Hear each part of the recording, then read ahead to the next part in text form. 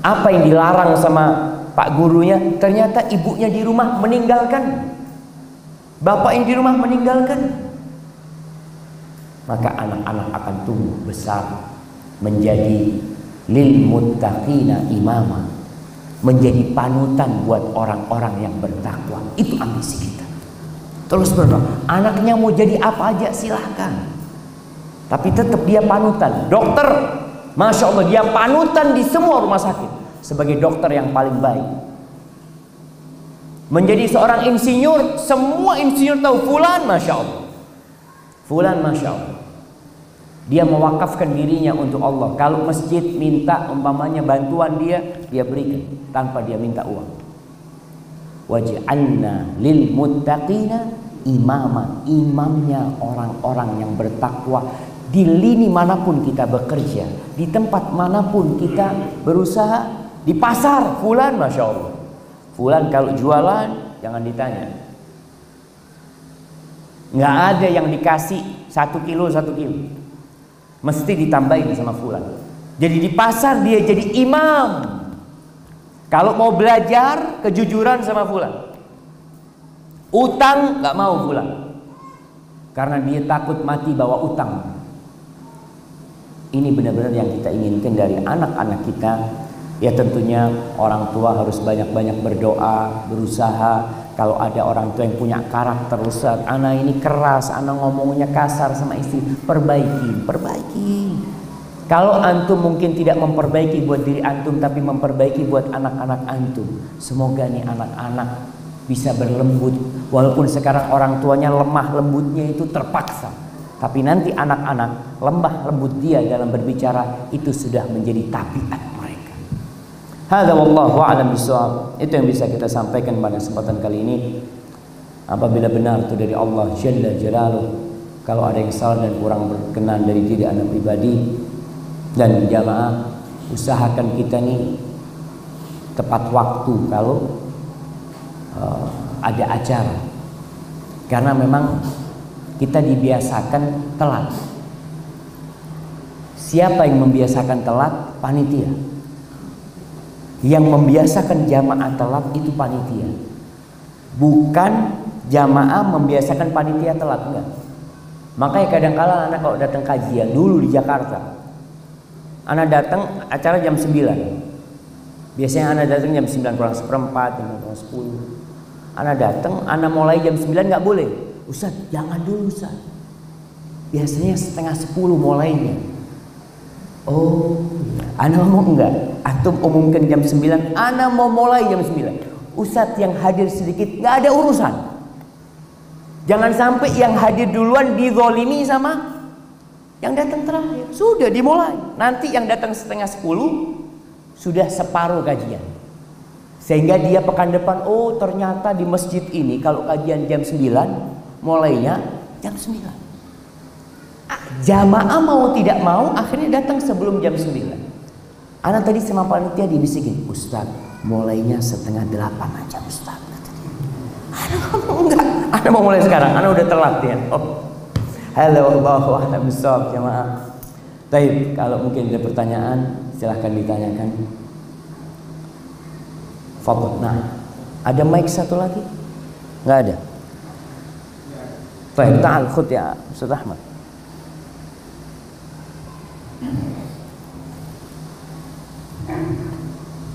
Assalamualaikum warahmatullahi wabarakatuh. Tadi kan Ustaz menyampaikan bahwa Waalaikumsalam. sholat isya di masjid, sholat wajib. Lalu rumah mengimami anak dan istri. Karena istri kan juga sholatnya dari rumah. Nah, saya sudah pernah dengar, tapi pakainya itu bagaimana Ustaz?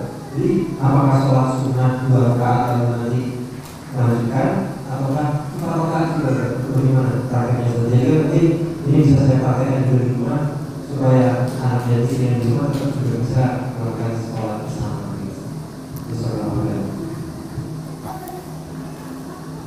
Masya Allah. Iya, pertanyaan yang menarik ini jemaah. Kadang-kala teori sudah jelas, tapi prakteknya bagaimana kita belum paham. Jadi Mu'adz bin Jabal, dia itu sholat Isya berjamaah bersama Nabi SAW di Masjid Nabawi. Kemudian dia pulang ke kampungnya, kampung Bani Salimah yang sekarang itu dikenal dengan Masjid Qiblatain. Di situ dia jadi imam sholat Isya. Di Masjid Nabawi jadi makmum, di masjid kampungnya jadi imam. Sholatnya sholat Isya. Sholat Isya 4 rakaat itu seperti sholat sodakoh. Kalau ada orang mau masuk ke masjid, sholat zuhur sudah selesai, kemudian ini yang dipelajarin sama anak-anak kita. Anak-anak kelas 5 itu lihat hadis tentang sholat sodakoh. Man yatasaddaq ala fulan, siapa yang mau sodakoh buat fulan. Fulan ini sendirian, nggak ada jamaah, sudah terlambat dia. Akhirnya seorang sahabat menawarkan diri. Bagaimana sholatnya dia? Ya sholat seperti sholat zuhur. Kalau itu sholatnya sholat zuhur, tapi niatnya sunnah, tidak wajib. Jadi seperti itu. Barakallahu fikum. Nah, lihat jemaah, yang semangat bertanya itu bapak-bapak atau ibu-ibu? Bapak-bapak cuma ngoncoy tok zatan. Bagaimana cara menasihati suami yang biasa tidur pagi, yang tidak menyinggung suami? Masya Allah. Ya harus bikin acara pagi jemaah. Kenapa tidur? Karena nggak ada acara, belum membiasakan diri. Mungkin ngomong sama suami, bang, aku kepingin gimana habis subuh kita jalan-jalan bang, jalan kaki bang, biar sehat bang, karena aku nih kok kayaknya sakit-sakit gitu ya, abang juga supaya sehat gitu. Ini kan bukan nyuruh dia tidak tidur kan, enggak kan? Aja jalan-jalan sampai 2 minggu. Habis 2 minggu antum berhenti, suruh suami tidur lagi, nggak bisa tidur. Dia mau tidur, ya Allah, nggak bisa tidur karena kebiasaannya sudah berubah. Kebiasaannya sudah berubah. Jadi kalau sekedar diomongin jangan tidur pagi atau apa, tapi tidak ada kegiatan, maka dia kembali tidur. Namun bila ada kegiatan, mau tidak mau dia nggak tidur. Jadi butuh pembiasaan, menghilangkan kebiasaan lama tidur. Mamai anak ini Ustaz, 2 tahun biasa tidur habis subuh. Baik, diganti dengan 2 minggu biasa jalan-jalan, insya Allah kebiasaan 2 tahun itu hilang. Maka perlu diadakan kegiatan. Orang tua sama anaknya main bola di rumah. Main apa? Main apa di rumah biasanya? Main bekel ya. Main bekel di rumah ngantuk, tidur. Main apa? Yang membuat orang itu ada kegiatan habis subuh. Kemudian sambil disampaikan kepada suami, bang, ternyata waktu pagi itu barokah. Jadi kalau bicara apa istilah media itu prime time, ya. Ternyata apa bahasa Indonesianya itu? Waktu utama. Maksud waktu utama ya. Iyalah, waktu paling mahal gitu ya. Ternyata waktu paling mahal kita itu habis subuh. Kata Nabi SAW, Allahumma barik ummati fi bukuriha. Ya Allah, berikan berkah di umatku di waktu yang mana? Di waktu asar, di waktu zuhur, waktu malam, fi bukuriha, di waktu pagi hari mereka. Habis subuh itu waktu yang barokah. Ternyata waktu barokah hilang, sehingga banyak manfaat yang tidak bisa kita dapatkan. Barakallahu. Ustadz, kalau suami tidak pernah sholat di masjid, akhirnya sang istri yang mengajarkan anaknya sholat di masjid.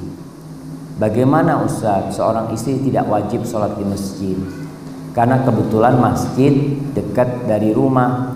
Yang jadi masalah, suami sholatnya hanya sholat maghrib saja. Akhirnya beban istri berat ya Ustadz. Masya Allah. Suruh siapa mau dapat suami kayak gini? Ini kan pilihan dia ini kan. Kenapa milih suami yang nggak sholat? Iya Ustaz, dulu belum ngerti.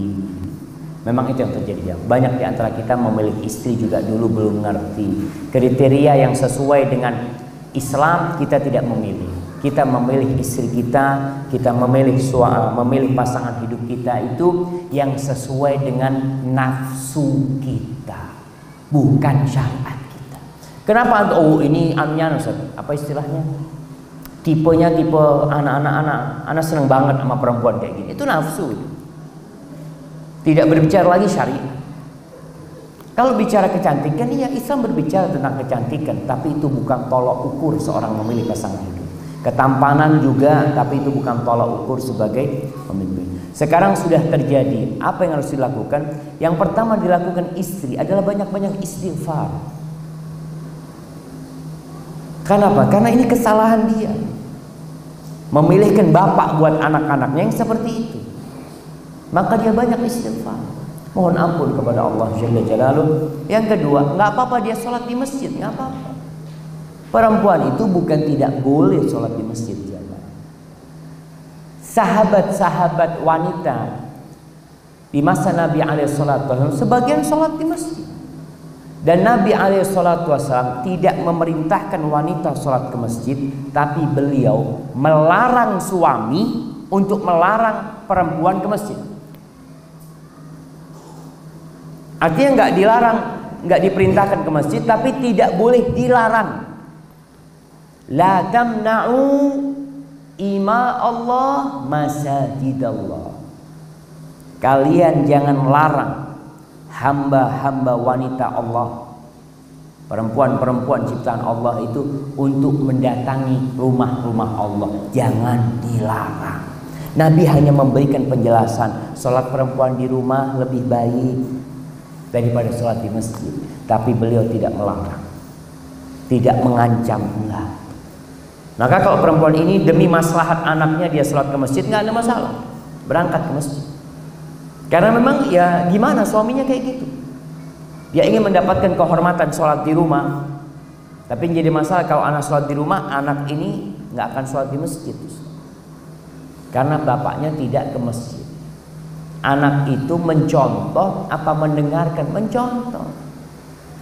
Ayo nak ke masjid nak. Oh bapak tak nak masjid ibu. Jangan ekstrim ibu-ibu. Jangan ekstrim. Ibunya dipegang ekstrim. Kenapa? Karena bapaknya nggak ke masjid memang. Kenapa anak ke masjid itu? Maka ini berat ya. Khususnya memang ketika di dalam rumah itu ada dua kepemimpinan. Kadang-kala berat sekali buat anak-anak zaman. Ibunya bilang ini, bapaknya bilang ini. Ibunya bilang, nak ke masjid sama ibu. Bapaknya ngomong, aduh udah usah lah di rumah. Itu kesian anak tuh, kesian anak itu. Maka orang tua hendaklah mengorbankan sebagian dari kesenangan dia demi untuk anak-anak. Bagaimana cara menyamakan keinginan orang tua dan anak?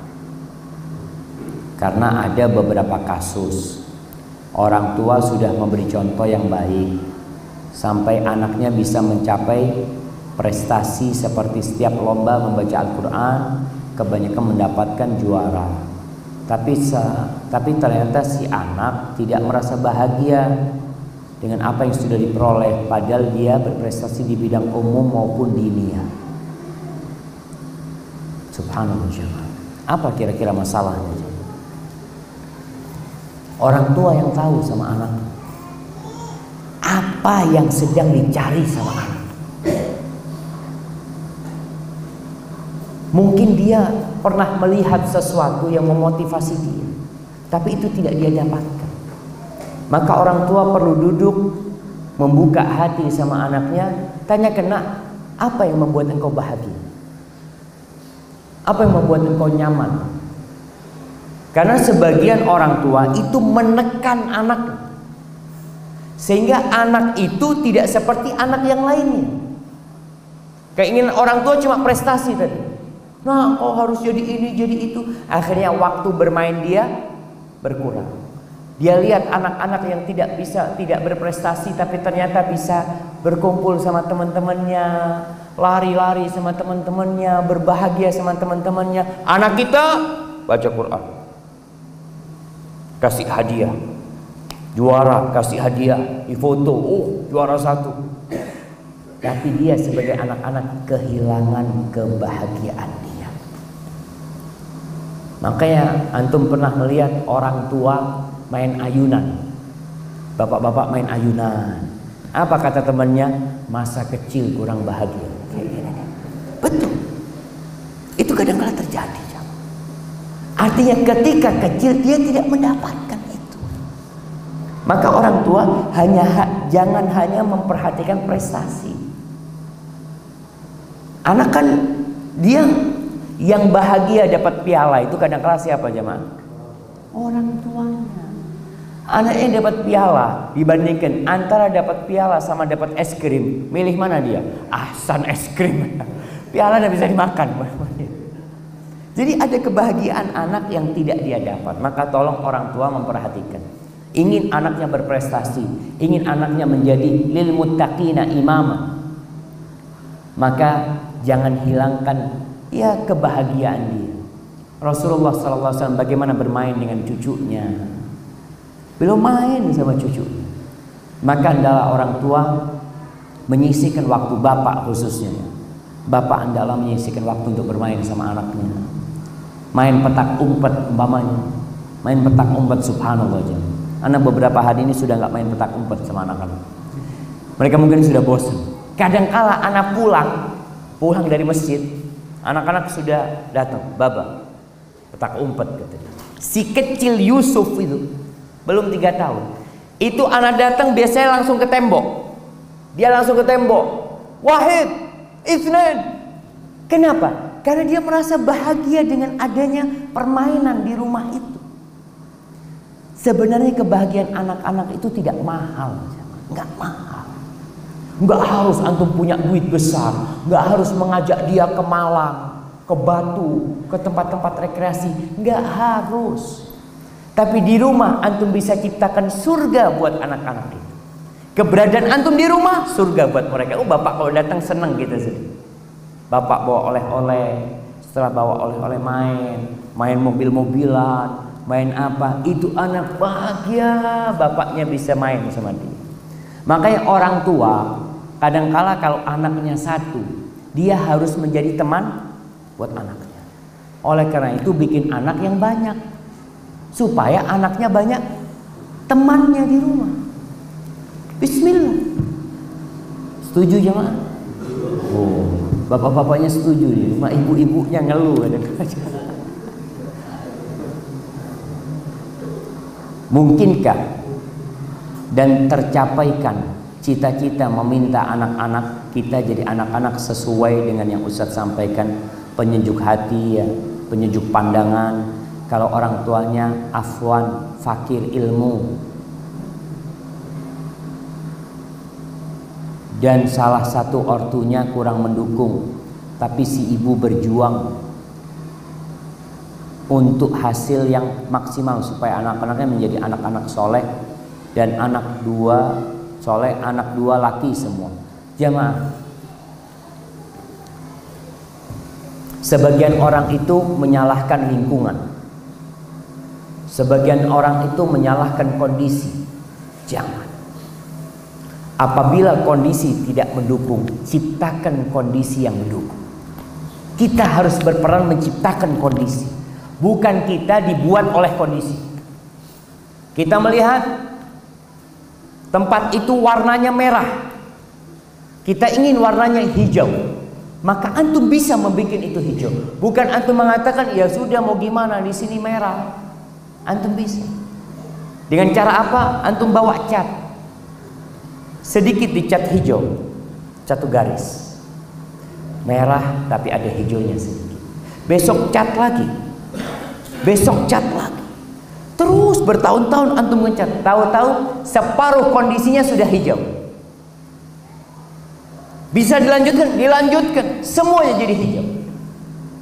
Jadi kita jangan menyalahkan kondisi. Imam Syafi'i itu marah kepada orang yang suka menyalahkan zaman. Ustaz, memang sudah zamannya Ustaz. Zamannya ini zaman HP Ustaz. Nggak bisa, anak kecil kasih HP, nggak dikasih HP, nggak mungkin Ustaz. Karena apa? Karena zamannya, bukan. Antum yang menciptakan anak itu pegang HP. Bill Gates jamaah.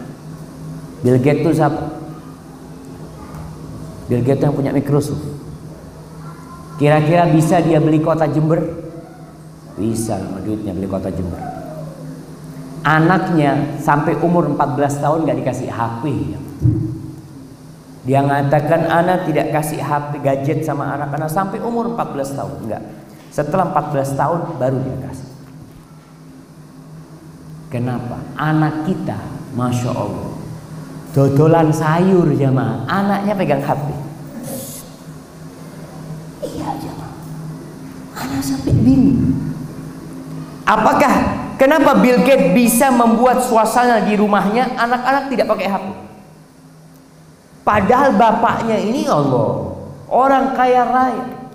Karena dia tahu anak-anak ini belum butuh itu. Yang ada alat itu akan merusak dia nanti. Kita tidak. Kita mengatakan wis zamani, sudah nggak bisa. Teman-teman di kelas semua pakai HP. Apakah teman-teman anaknya Bill Gates nggak pakai HP semua? Pakai. Tapi Bill Gates punya aturan seperti ini. Gantikan HP dengan sesuatu yang lain. Kita tahu anak butuh permainan. Jamaah, game ini bahaya banget ya. Anak-anak yang kasih HP main game. Anak rasakan. Dulu anak pernah punya satu tablet itu milik bersama. Artinya nanti kalau liburan tablet itu baru boleh dibuka. Ternyata tablet itu membuat keributan di rumah. Itu kadangkala di rumah itu sunyi senyap sekali, kayak kuburan jamaah. Anak lihat kemana? Ternyata di pojokan berempat ini main tablet. Tidak ada suaranya. Subhanallah, penyakit ternyata ini. Anak-anak tuh nggak boleh diam. Jadi orang tua kalau melihat anaknya diam harus sedih dia. Anak-anak itu apa ya? Seharusnya dia itu bergerak, bermain apa. Harus ada yang dia lakukan. Dia tidak boleh berhenti. Kalau antum nonton mungkin Rojak Ceria, kemudian ada YouFit Kids umpamanya.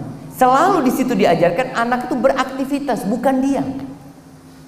Nggak ada anak itu diam nonton. Diam. Oh, alhamdulillah sejak nonton dia semakin semangat. Nggak ada. Yang ada setelah nonton, nonton lagi. Kapan nonton lagi? Kapan nonton lagi? Nah, maka ibu ini kalau dikatakan suaminya tidak mendukung, insya Allah Allah mengatakan walladzina jahadu fina lanahdiyannahum subulana wa innallaha lama'al muhsinin. Dan orang-orang yang bersungguh-sungguh berjuang di atas jalan kami, pasti kami kasih petunjuk buat dia. Sesungguhnya Allah bersama orang-orang yang berbuat baik. Assalamualaikum Ustaz. Bagaimana cara menyikapi kondisi ketika anak-anak sering ditegur dengan keras? Bahasa mereka dimarahi oleh neneknya yang punya tabiat temperamental karena harus tinggal bersama untuk menungguin beliau. Efeknya terlihat pada sikap anak-anak yang kurang hormat pada neneknya. Jazakallah khair. Ya. Ini resiko. Tapi orang tua yang tinggal sama neneknya, sama orang tuanya, hendaklah bersyukur. Karena Allah memberikan peluang kepada dia untuk berbakti kepada orang tuanya. Terus bagaimana menyikapi neneknya? Kita mungkin tidak bisa memarahin orang tua kita, bahkan tidak boleh. Kita mungkin sudah sulit memperbaiki orang tua kita, apalagi sudah tua, suka marah, wajar yang seperti itu. Bagaimana supaya cucunya ini hormat sama neneknya? Antum yang hormat. Jadi dalam kondisi neneknya marah macam-macam, orang tua ini tetap berbakti sama neneknya, tunjukkan kebaktian sama neneknya, berbuat baik sama neneknya. Insya Allah sang anak ini akan niru bapaknya atau ibunya. Tapi kalau sang ibu nanti ketika nenek sudah tidur ngobrol, itulah kalian harus sabar, nenek kalian kasar, suka marah. Itu anak akan benci sama neneknya. Karena orang tua seakan-akan menyalahkan neneknya. Tapi tumbuhkan. Nah, nenek itu sudah capek besarkan ibu dulu. Nah, kesian nenek itu. Ibu ini bisa kayak gini, atau ayah ini bisa seperti ini. Sekarang nenek dulu yang gendong ibu. Ibu ini keluar dari perutnya nenek. Maka kita harus berbakti sama nenek. Tunjukkan omongan itu dan buktikan. Sehingga kita itu nggak pura-pura. Jangan sampai anak kita itu melihat kita pura-pura baik sama nenek. Kita datang sama nenek gini, padahal anak kan tahu ibu ini kalau sampai kamar selalu menyalahkan nenek. Jangan sampai itu terjadi. Karena kita telah membuat anak kita, menciptakan anak yang durhaka sama kita sendiri nanti. Dia akan durhaka sama kita. Kita yang bikin dia. Jangan sampai. Barakallahu fikum. Bagaimana menghadapi suami yang diktator? Jadi di atas rumah itu perkataannya seperti ini. Kalau saya bilang hitam, ya hitam. Kalau putih, ya putih. Di atas rumah ini apa katanya saya. Walaupun tidak melanggar syariat, namun kan tidak baik buat bercontoh ke anak. Syukur. Iya, kalau bicara suami yang seperti itu, pertanyaannya, kenapa suami seperti itu? Ada asap, ada api. Kenapa suami sampai ngomong seperti itu? Terkadang ada aturan-aturan yang dilanggar. Seorang ibu nih, kadanglah suaminya ngomong, jangan kasih es krim anaknya, jangan kasih es krim. Bapaknya pergi, sang ibu belikan es krim buat anak. Jadi penyebabnya itu ada. Sekarang bagaimana membuat suami tidak pernah mengucapkan itu? Ya udah. Memang sejatinya di rumah itu aturan yang berlaku aturan siapa? Suami. Walaupun tidak ditulis, walaupun suami tidak ngomong, karena Allah sudah mengangkat suami sebagai pemimpin di rumah. Maka sekarang sang istri harus merubah kondisi supaya ucapan itu hilang. Gak ada lagi di rumah ucapan yang anak katakan putih-putih. Berarti kan ada pelanggaran yang terjadi di rumah. Maka berusaha istri untuk tidak melanggar sama sekali. Apa saja yang diinginkan suaminya selama itu sesuai dengan syariat, penuhi. Selama tidak melanggar syariat, penuhin. Supaya apa? Dia harus ada yang ngalah dalam rumah tangga itu. Harus ada yang ngalah. Mungkin sang perempuan, Ustaz, anak nggak enak dengan aturan seperti itu. Berusaha untuk membiasakan diri. Ada orang yang nggak enak dengan peraturan perusahaan, tapi ditanya, ada orang nih yang kerja di Saudi 28 tahun. Anak tanya, 28 tahun tapi butuh. Itu yang perlu pakai prinsip. Ternyata kalau kita butuh, kita siap dengan aturan. Kita ingin rumah tangga ini jadi baik, kita ingin anak-anak jadi baik. Sang ibu ingin itu, dia butuh itu. Maka pertahanan. Sehingga suami berubah sikapnya dan didoakan juga. Ya. Nah, jika rumah kita berdekatan dengan masjid, bolehkah jika ibu-ibu sholatnya berjamaah di masjid? Kalau bicara bolehkah, walaupun masjidnya jauh, boleh. As-Siddiq radhiyallahu ta'ala rumahnya nempel sama masjid, tapi tetap sholatnya perempuan di rumah lebih baik daripada sholat di masjid. Boleh sholat di masjid, nggak apa-apa. Dan kadang-kala perempuan itu bosan sholat di rumah, dia mau suasana lain, berangkat ke masjidnya, ada masalah. Ustaz, mohon pencerahannya bagaimana membangunkan anak untuk sholat subuh. Anak saya sudah 7 tahun. Selama ini sangat susah. Kadang bisa, kadang ya susah. Bagaimana memulainya dan mengajarinya? Penyebab anak-anak tidak bangun kadang-kala jamaah karena malamnya tidurnya terlalu larut. Atau anak terlalu lelah. Anak kecil itu waktu tidur yang dia butuhkan itu jelas. Ketika sudah cukup, dia bangun sendiri. Maka sekarang bagaimana menjadikan anak ini subuh itu tidak kecapean. Jadi tinggal dibangunkan langsung bangun. Kalau nggak bangun digendong, bawa ke kamar mandi, sambil dikasih nasihat. Nah, sholat yang paling berat buat orang munafik sholat subuh. Yuk kita sholat, ya. Sabar. Allah mengatakan wa'mur ahlaka bis sholati wastabir 'alaiha. Suruh keluargamu sholat dan sabar. Nyuruh mereka sholat, sabar. Kalau antum nggak sabar susah. Kemudian baca doanya Nabi Ibrahim. Apa doanya Nabi Ibrahim? Rabbi ij'alni muqimas shalah wa min dzurriyyati. Ya Allah, jadikan aku orang-orang yang mendirikan salat dan anak keturunanku. Antum bisa lihat anak keturunan Nabi Ibrahim tuh banyak yang soleh. Ternyata bapak itu nggak berhenti doa buat anaknya. Antum jangan berhenti doa buat anaknya, terus berdoa. Hadza wallahu a'lam bishawab. Ana rasa itu yang bisa saya sampaikan jamaah hari ini, hari Jumat. Jangan lupa untuk banyak-banyak bersolawat kepada Nabi alaihi salatu wassalam. Manfaatkan waktu akhir Jumat untuk mendekatkan diri kepada Allah, untuk bermunajat, berdoa.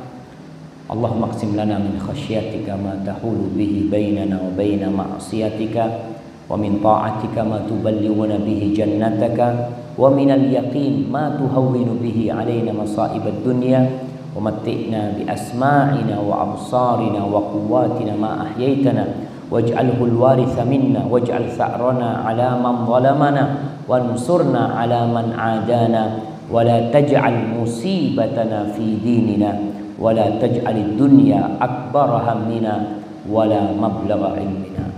Hadza subhanakallahumma wa bihamdika asyhadu an la ilaha illa anta astaghfiruka wa atubu ilaik.